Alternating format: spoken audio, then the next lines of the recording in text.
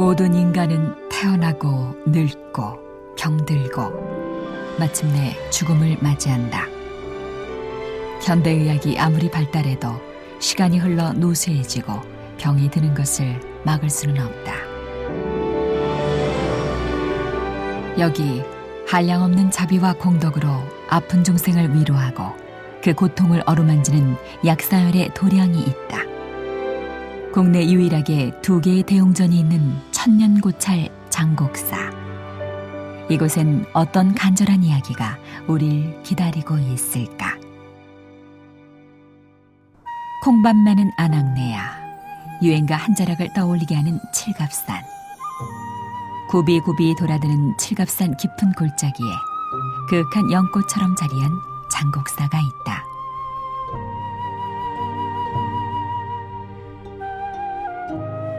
김봉건 총장에게 있어 이곳 장곡사는 역사와 문화, 옛사람의 지혜를 새롭게 발견하는 공간이다.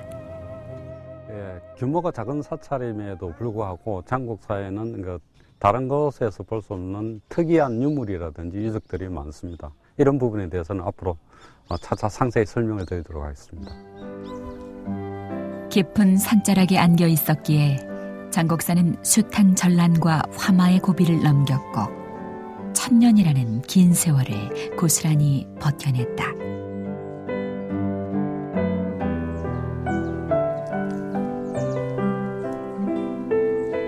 경내로 진입하기 전 웅장하면서도 기품 있는 건축과 마주하게 된다.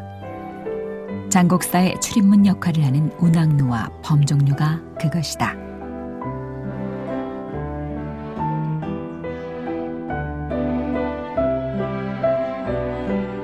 누각 1층을 지나면 계단이 나오고 계단을 지나면 대웅전 영역에 진입할 수 있다.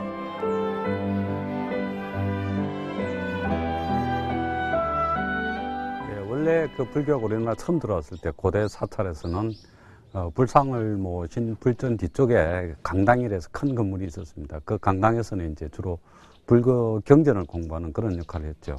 근데 이제 사찰이 산지로 들어오면서 그런 대규모 건물을 지을 수가 없었기 때문에 그런 경전을 공부하던 역할을 하던 기능이 사찰 전면에 누각으로 옮겨지게 됩니다. 그래서 누각에서는 원래 그 경전을 공부하는 그런 역할을 했고 더불어서 요즘 이제 각종 의식 같은 것을 행하는 그런 식으로 누각의 용도가 새로이 정해지게 됐습니다.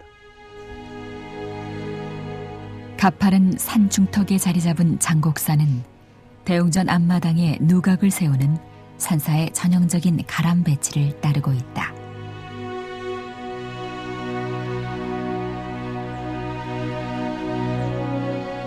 진입로 역시 백제계 사찰의 형식을 따르고 있는데 강당인 운항로를 돌아 옆으로 진입하게 되어 있다. 원래 이제 장곡사 같이 특히 경사가 심한 지형에서는 누각을 만들고 누각 밑으로 이렇게 진입하는 것이 일반적입니다. 그러나 이제 일부에서는 누각을 만들어 놓고도 누각 밑으로 주로 진입을 하지 않고 이 장곡사와 같이 누각 옆에 다시 이제 진입로를 만들어서 진입하는 소위 이제 우회 진입이라 그러는데 장곡사에서는 누각 밑으로 주 출입을 하지 않고 옆으로 출입하는 우회 진입의 방식을 채택하고 있는데 이 충남 지역의 사찰에서 그런 식으로 진입하는 방식이 많이 이루어지고 있습니다. 사찰 안에 어느 것도 그냥 존재하는 것은 없다.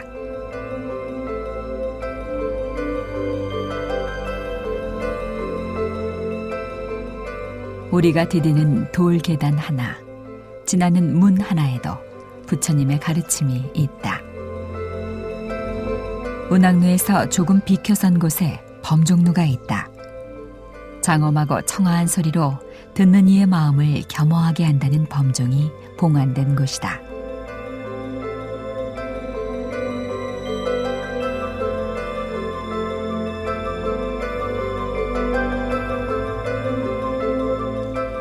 최근에 새로 지었는데 이곳엔 범종과 운판, 모거가 있고 장곡사의 전설이 고스란히 담긴 유물이 2개나 있다.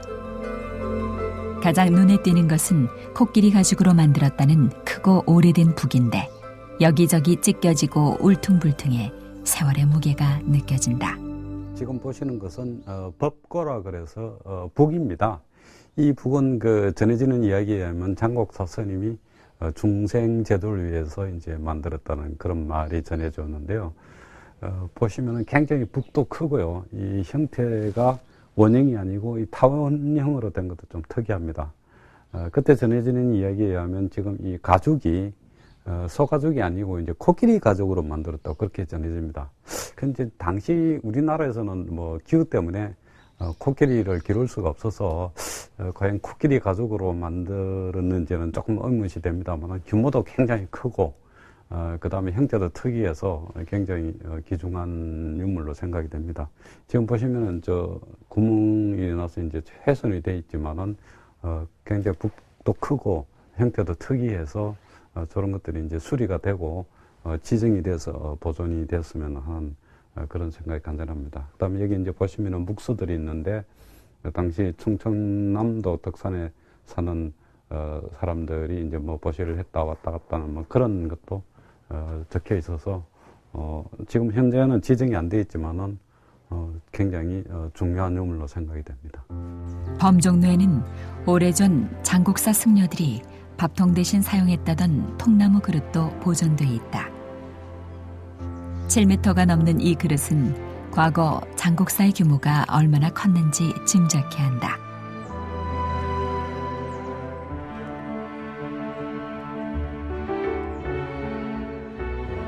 사찰에 그 신도나 스님들이 한꺼번에 많이 올 경우에 일일이 다 걸어서로 밥을 이렇게 거가기 어려워서 여기에 밥을 담아서 많은 사람들이 오게 되면 이제 쓸 수 있는 그런 역할을 했습니다. 지금 이게 길이가 한 7m 정도 되고 폭이 1m에 조금 못 미치는데 대략 계산해 보면 거의 한 500명 정도의 분들이 와서도 충분히 이 밥을 공양할 수 있는 정도의 크기가 되겠습니다. 여기는 이제 물을 뺄 수 있도록 이렇게 이제 한 것이고요. 통나무 자체를 완전히 이제 그대로 통으로 판 겁니다. 그래서 이 사찰에 가서 보시면 큰 규모의 사찰에는 이런 통나무 그릇들이 가끔 남아 있는 경우도 볼 수가 있습니다. 옛 영광은 사라졌지만 고요함과 기품이 남은 장곡사. 영원히 지속될 것 같은 찬란함도 언젠가는 사라지게 마련이다. 그것은 만고의 진리다. 장곡사는 중요한 보물을 품은 명찰로도 유명하지만 특이한 가람배치로 더 알려져 있다.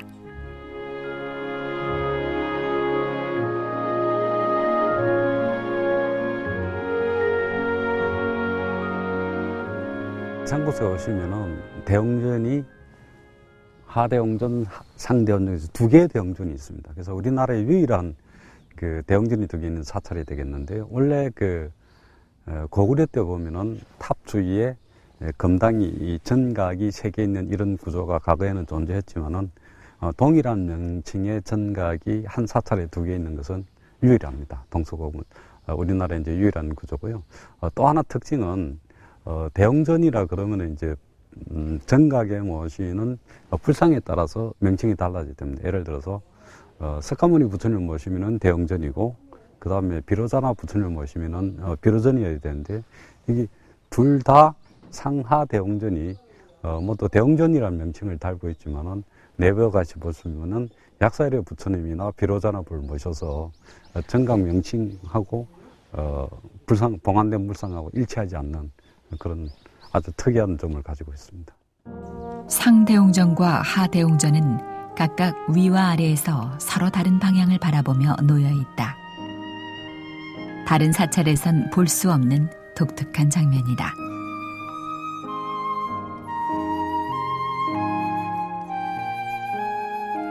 하대웅전에서 왼쪽으로 나 있는 70여 개의 돌계단을 오른다. 계단 하나에 번뇌 하나, 계단 하나에 근심 하나를 내려놓으며 그렇게 마음의 짐을 벗는다. 장곡사는 창건할 때 당시에 상대웅전은 스님들의 이 수행 정진을 할 수 있고, 그리고 이제 가운데 이 주불이 이 정토 세계를 지향하는 비로자나 부처님이 이제 모셔져 있고, 그래서 이제 상대웅전은 좀 많이 어둡고 이런 면이 있고, 하대웅전은 현재 이제 우리가 살고 있는 중생들을 위한 공간, 현재 사바 세계를 이렇게 그 중생들을 위한 공간이라고 이제 그 표현을 하고 있죠. 상대웅전은 건물 자체가 보물로 지정돼 있다. 특히 고려시대와 조선시대의 건축 양식이 혼합된 형식을 보여주고 있어 한국 건축사를 연구하는 사람이라면 반드시 거쳐가는 곳이기도 하다.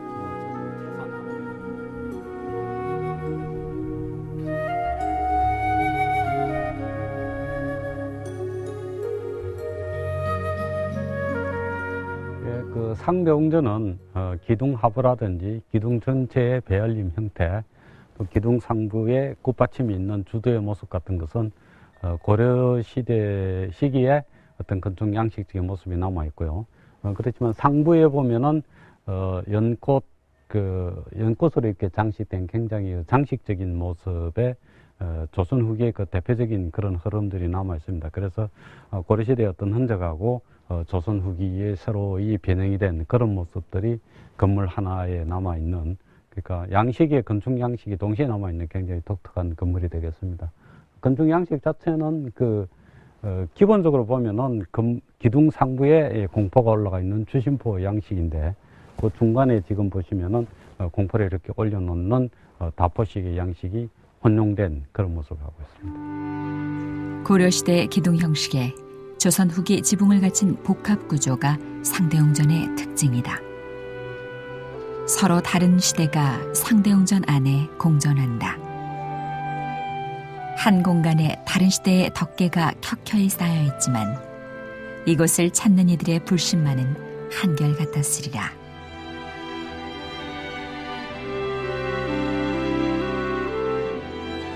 장곡사 상대웅전에는 3개의 불상이 봉안돼 있다. 오른쪽에 약사 열애불이 있고 가운데 본전불인 비로자나불,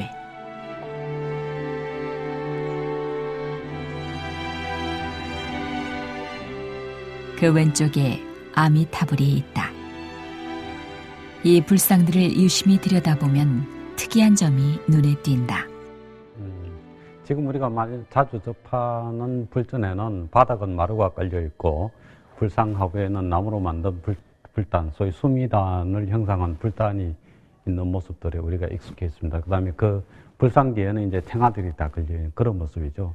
거기에 비해서 지금 여기에 그 상대웅전에 보시면은 석조로 만든 대자 위에 부처님이 모셔져 있고, 우리가 익숙해 알고 있는 그런 탱화 같은 건 없는 그런 모습을 하고 있습니다. 그 다음에 또 바닥은 소위 전돌이 깔려 있죠. 마루 대신에. 이런 모습들은 소위 고려 말 이전에 올라가는 그런 사찰의 불전의 전형적인 형식입니다. 또 특히 이제 부처님 대자가 지금과 같은 나무로 만든 불단이 아니고, 여기서 보시는 저런 석조로 만들어진 것들이 고식의 형식입니다. 그래서 뭐 썰렁한 게 아니고 오래된 시기에 불상 내에 갖추었던 그런 모습들을 우리가 보고 있는 겁니다. 상대웅전에서 가장 오른쪽으로 보이는 약사열애불은 현재 국보로 지정돼 있다. 부처님의 자비심 넘치면서도 단호한 표정은 아픈 중생을 구제하고자 하는 굳은 의지가 깃들어 있는 듯하다. 설조 약사열의 자상입니다. 왼손에 보시면은 이 약함을 들고 있는 모습이죠. 전형적인 이 약사열의 부처님의 모습인데, 전체적으로 이것은 통일신라 시대 정도까지 올라가는 통일신라 시대 말의 양식을 그대로 개성해서 고려 초기에 만들어진 그런 부처님이 되겠습니다. 그 불상의 하부에 보면은 이 석조로 만든 제자로 되어 있습니다. 굉장히 정교하게 만든 건데, 여기 보시면은 특히 이제 이런 모서리에 연꽃을 기꽃이라고 합니다. 이런 부분으로 장식되어 있는 것이, 여말선, 고려 때의 어떤 그런 모습이 전형적인 모습이고요. 또 보시면은 제일 하부에 이 기둥을 꽂았던 흔적이 나옵니다. 내 모서리에 있는데, 이것은 이렇게 기둥을 만들어서 아마 초기에는 이 불상이 감실같이 이렇게 만들어졌던 것으로 그렇게 느껴집니다. 그 다음에 이제 불상이 그 뒤쪽에 보시면은 나무로 만든 광배가 있습니다. 이것은 아마 원래는 이렇게 대자와 같이 돌로 광배가 만들어졌을 것으로 추정이 되는데 아마 조선시대 정도에 와서 그것이 훼손이 되어서 아마 저렇게 나무로 만든 불상을 모시게 된 것으로 보입니다. 상대웅전의 본전불인 비로자나불은 고려 전기의 불상이다. 무표정하면서도 근엄한 표정은 우리가 늘상 보아오던 부처님의 자애로운 표정과는 거리가 있다.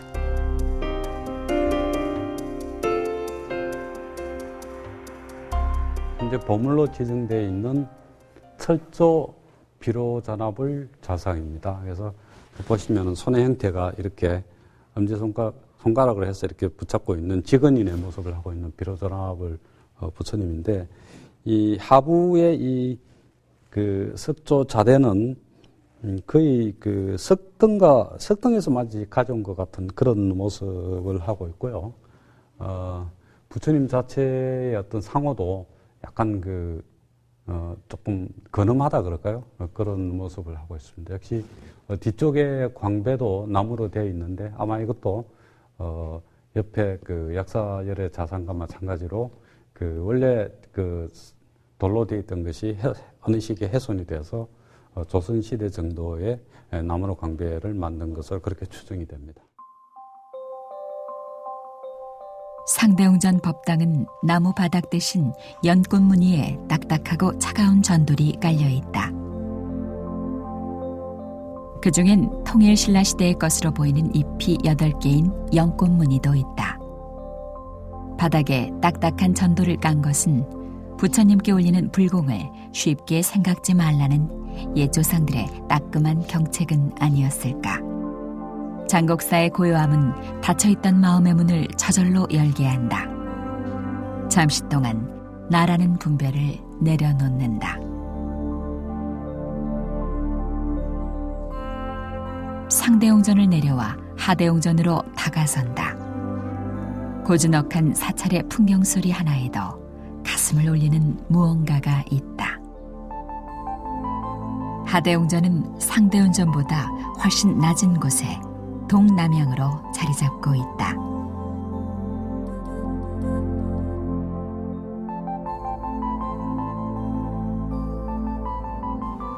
하대웅전을 보시면은 기둥 위에 소위 공포라 해서 이제 지붕 하정을 받는 부분이 있습니다. 그 부분에 앞부분을 보시면은 이렇게 쭉 앞으로 뻗어 나오면서 이렇게 싹 돌아가서 올라가는 그런 모양새를 하고 있습니다. 그것이 이제 조선 중기의 대표적인 그런 유형인데요. 그런 모습이 하대웅전이나 설선당이나 다 공통적으로 가지고 있습니다. 조선 중기의 대표적입니다. 또 하나는 기둥 사이에도 이렇게 이제 공포가 올라가는 전형적인 답보적인 모습인데, 답보계인 경우는 지붕을 보통 화려하게 팔짝집으로 많이 짓습니다. 그러나 이 경우는 하대웅전의 경우에는 답보집임에도 불구하고 지붕은 간략한 맞배집의 양식을 하고 있습니다. 이런 이제 간략한 모습이 임진왜란 이후에 이제 많이 나타나는 그런 전형적인 양식입니다.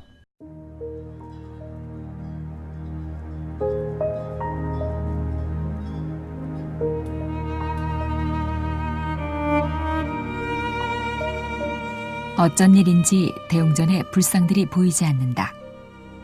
기대를 품게 했던 금동약사열의 좌상은 온데간데 없고 탱화만이 외로이 법당을 지키고 있다. 어떤 사연이 있는 걸까? 이제 올해 국고보조를 받아가지고 네. 저희가 이제 그동안 개금한 지가 오래돼서 네. 이제 많이 이제 벗겨지기도 하고 예. 그래서 이제 다른 지역으로 잠깐 모셨습니다. 개금한다고. 예. 네. 개금은 어떤 과정을 거쳐서 이렇게 이루어집니까? 이제 제 부처님이 보물 부처님이라 네. 이제 엑스레이도 찍어야 되고요. 작업 하나 할 때마다 이제 고증을 다 거치고 전문가 이제 선생님들을 모시고 그런 과정을 거쳐서 옛날 이제 원래 모습으로 이제 다시 개금을 하게 됩니다. 이제. 짧은 여행을 떠난 금동약사 열외 자상. 부처님을 호위하고 있는 신중 탱화로 아쉬움을 달래본다.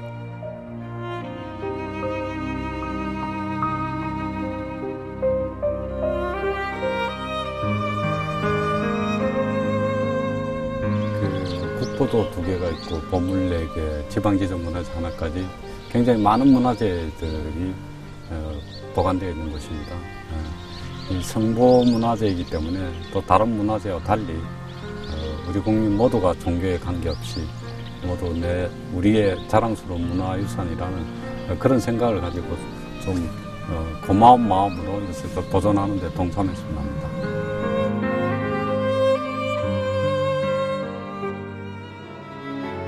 귀중한 보물을 품고 천년의 세월을 견뎌온 고요하고 예스러운 도량 장곡사. 이곳에선 자신의 마음이 어디로 향하고 있는가를 바라볼 여유가 생긴다. 번뇌의 시작은 마음에서 비롯되지만 그것을 치유하는 해독제도 마음인 것을.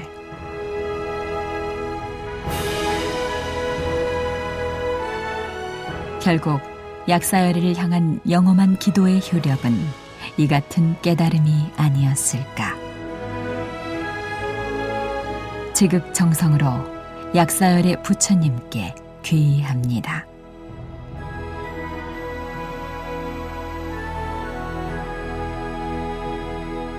칠갑산 기슭에 여전히 중생들의 간절한 기도가 들려오는 듯하다.